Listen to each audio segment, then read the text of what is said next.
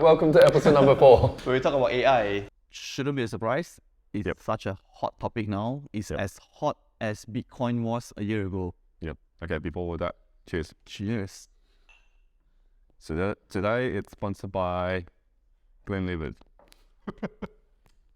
Yes, if you're looking to sponsor the next one, my liver loves whiskey.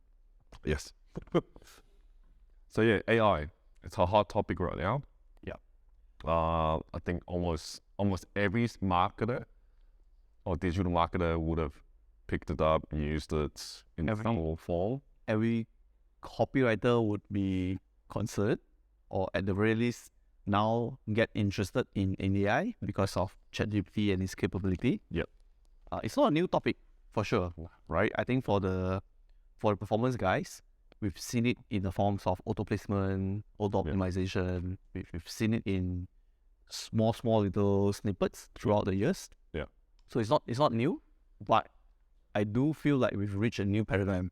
Yeah. Okay, so here's my grief with it. I wouldn't call it AI just yet.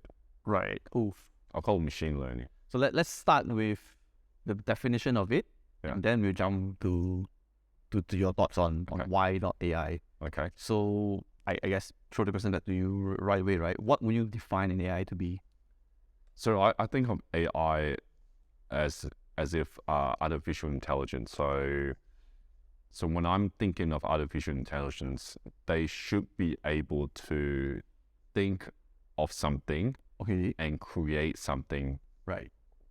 based on previous information or based on current situation. Okay. So where I see like machine learning is where you actually have to be specifically taught how to do something. Yep. Then regurgitate what you were taught to do. So it's almost like algorithm. So the way I see, like, let's just say, I'm gonna pick up ChatGPT as one of them, right? They've been given this data set to use and to regurgitate whatever information that comes out of it, right? Yeah. Based on whatever the user has inputted. So there is some sort of intelligence in terms of recognizing context, situation, timing, all these things. But this is sort of like taught. Right. It's not like you automatically know that, okay, the person is talking about now. Right. This is them being taught. I mean, it's the difference to me anyway. The difference is almost like cutting out the emotions. You teaching a kid what to do, them doing exactly what you taught them to do, versus an adult that you don't really need to tell them anymore. They know what they should be doing. Right. Based on experience and based on situations. I would disagree with a big chunk of it, except I do see where you're coming from. Yeah. I think maybe if I were to disagree with this being AI, my only beef with it is the objective. I think the current versions of what we see being rolled out has the objective of completing the brief or answering the brief or doing what the prompt is telling them to do. It doesn't have a motive, right? The intelligence even for like an animal, it has instinct, it has a motive to achieve something regardless of the prompt that's given. Just like a lion, right? Like, you tell a lion to sit, it's going to do what it wants to do, right? Whether or not he listens to you is a choice. But the current versions of AI doesn't necessarily have a motive. They are just executing what they were told to execute based on the learnings. The reason why I would disagree with a big chunk of what you said is I do believe that intelligence at the very core is hinged upon learning, whether it's human, animal, etc. It's a result of learning. So I have no problems with it being learning. Although I would agree that in its ultimate form, it would be a lot scarier. Yeah. So I agree with that. It does hinge on learning. But when I say learning, I mean like they're not instructed to do it. Okay, like you can. So when I say like learn, I if I pick up this glass and it's hot, I instantly learn that I should not pick up this glass because there's a negative feedback. Right. You say that it's a bad thing, right?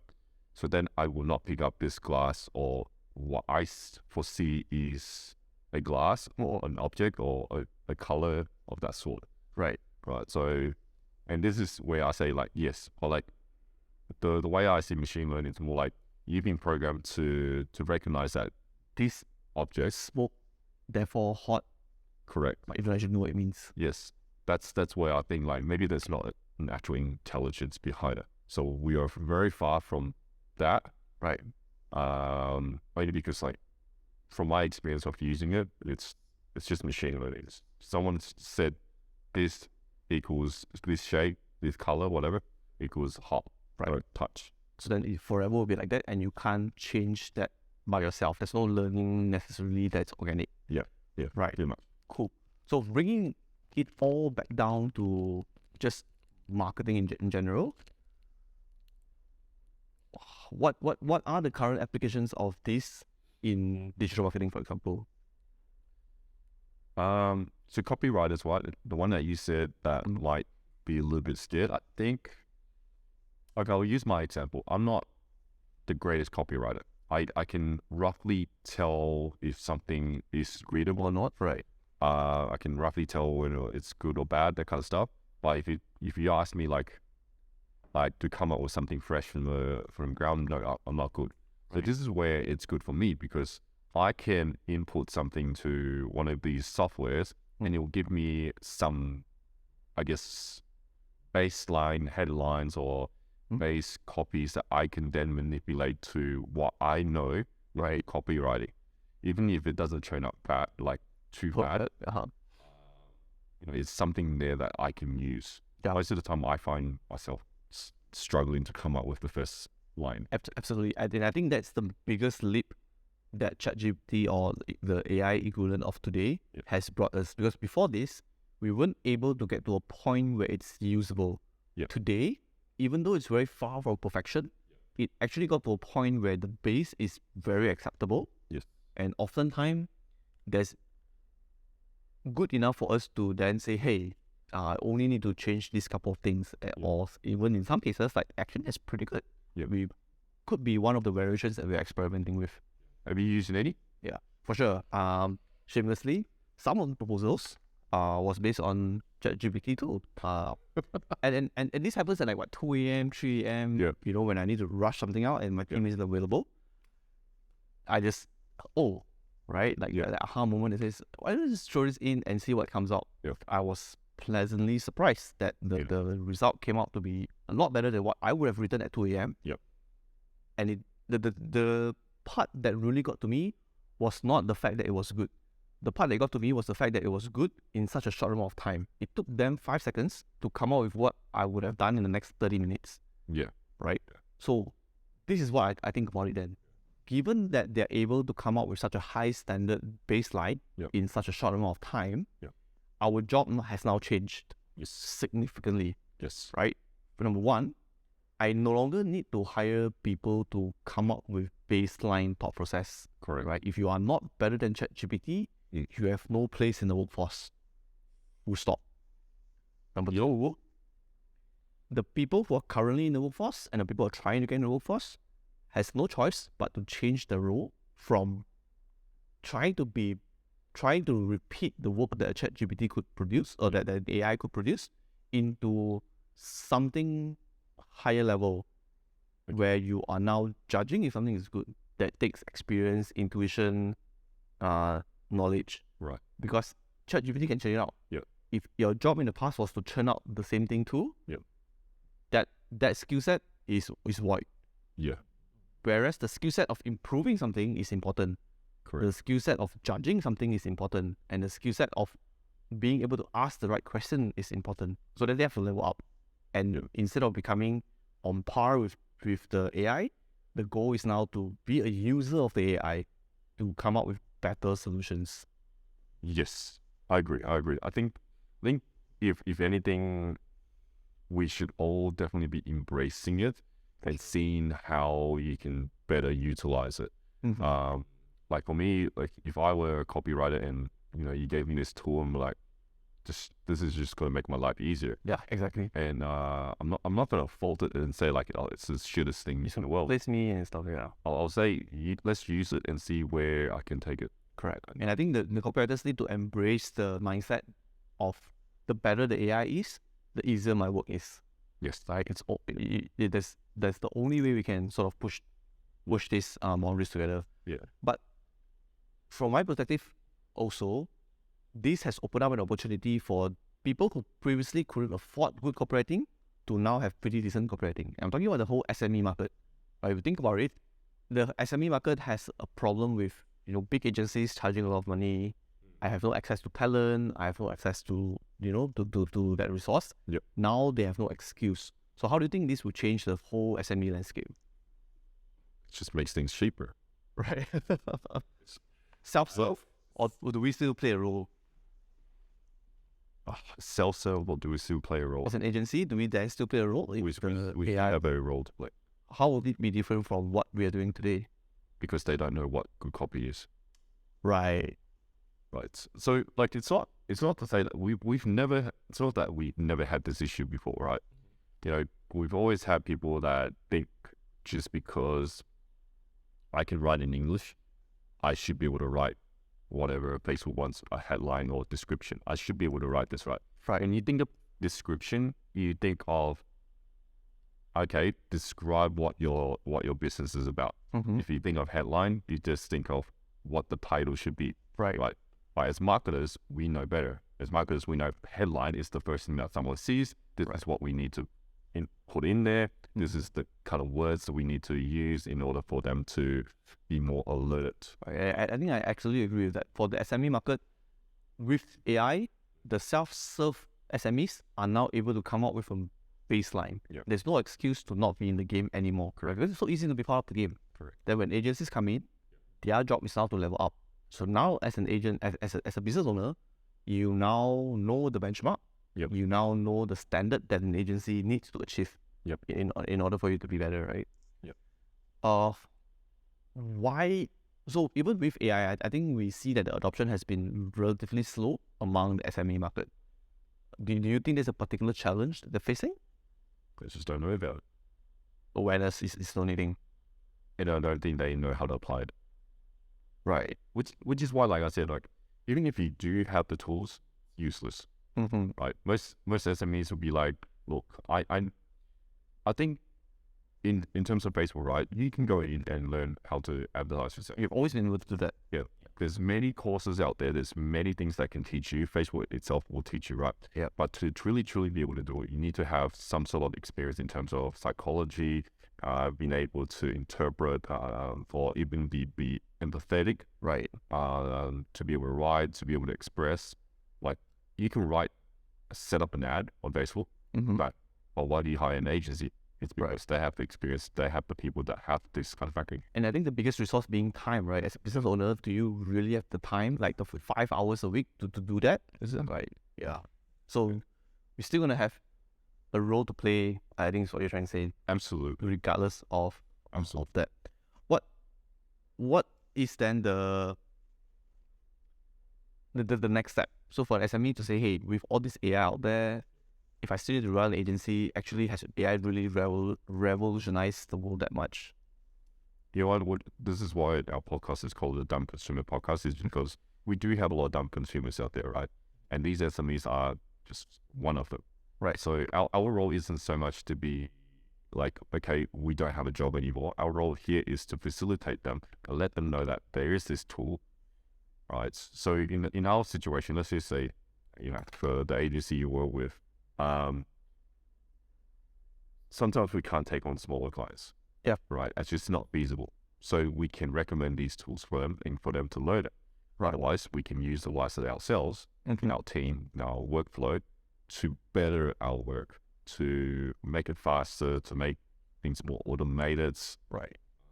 Things like proposals, like I'll say half of the slides in there are pre-templated. Right. But the other half are probably a little bit of research Mm-hmm. that the AI can probably help with. Right. Something like that. Do you think there's a role that we could play as industry experts to help push and drive adoption? I don't see the point. And maybe I'm just greedy, but I don't see the point. So from my point as an agency, right? Mm-hmm. AI plays a role only if your business requires it. Right. So if you're talking about like, let's just say a software called Midjourney that allows you to come up with creatives and stuff like that. Yeah. As a small SME, do you want to be sitting in front of the computer learning how to do prompts and stuff like that? No. Right. There's no point in teaching you. But as an agency, I will go, hey guys, why don't you chuck this right in there and you see what comes out and then use this as a base, like, Right. a new donut shop and it comes up with this colorful color Learn, theme. adopt, improve. Yeah. And using that as a tool, right? Correct. So it's almost like Canva, right? It's been around for ages. Yes. Just because it's there doesn't mean that SMEs know how to use it or even want to use it. And there's no point in pushing them to it because there's just not much value in them becoming a user Absolutely. than the service provider becoming the user. Absolutely. And you spoke of this, we're solution providers. Mm-hmm. Whether it's us or whether it's the third party, our role here is to help you fix these problems. Right. So that if you can't afford to hire an agency, well, check out these tools. For those who want to be an adopter, then do you think there's a pitfall that they should be wary about, be cautious about? Know your business first. Do you agree? You should know what your business is capable of. I would agree for sure. Yeah. I will also go one step further and say, just try, like fail. But yeah, if you have the time to do it and you have the heart and the intention to do it, Yep. go for it. Yeah, try it out. Come up with shitty creative, run it, see some bad results. Yep. Because there's no better way to benchmark than to have failed and have another win in mind. Yeah. Right? Yeah. Okay, yeah, I agree. So that's one way. The reason why I say like know your business is only because just like any other tools out there, like automation tools, like if you bring the best person in, the best tools in, if you don't know how to use that person in your company, it's actually useless. Yeah. And there's so many for you to choose from. Where do you start? Yeah, absolutely. So like AI, like if something simple like ChatGPT, Right. if you don't know what your business is doing or how to even target the market, like if you don't know who your customers are, what's the point? What's ChatGPT gonna do for you? Like, Right. write you a headline to someone that you actually don't know. Or you prompt in, tell me what to do with ChatGPT. Yeah. Yeah, so that's why like it's kind of pointless as well. And know what you're actually doing first before asking like how AI can apply to you. So I think, yeah, that's absolutely true. At the end of the day, jokes aside on the time consumer naming, Yeah. the idea is you've got to be good in what you're doing. You have to know what you're doing. Like otherwise, whatever trend, hype, tools that's out there, it really isn't going to serve your purpose if you have no idea what you're trying to do. Yeah, I agree. So that said, what's our takeaway? What's the one, I guess since we're talking to SMEs a lot in this episode? Go try it out. Like what you said. Just try it out, see what it can do for you. If you do see some benefit, then reach out to one of us and say, Do better. like how can you use this to do better for me? Right. Like if you're a business selling coffee, try it out. How does it apply to you? Right. How does it work for you? And then tell us. I think I would agree. I would absolutely agree. And I think for me, it would be to go back to the earlier conversation at the start. Yep. I think I would encourage everyone to embrace. It may be suitable for you now. It may not be suitable for you yet. Yep. Regardless, I think the mindset should be to embrace that Yep. it's not meant for you yet. Be on the lookout. Yep. Because it will come to you really soon. Yep. If it's already applicable to you, exactly how you say, try it out, check it out. Yep. Yeah. Cool. That's a speedy episode for today. Speedy episode 4. I really miss episode 3 with our guests and enjoying the ice cream and that. Wish to be doing more of that. So shout out to the people who have any ideas on the future collabs that you think we should be doing. And as usual, Yeah, if you have a product that you want to showcase, by all means, come to us. The next bottle. Yeah, alcohol that you want to serve, by all means, come to us. But well, until next time, make sure you like, subscribe, Follow and share. yeah, and comment below if you have any questions. Really. See you in the next one. Thank you. Bye.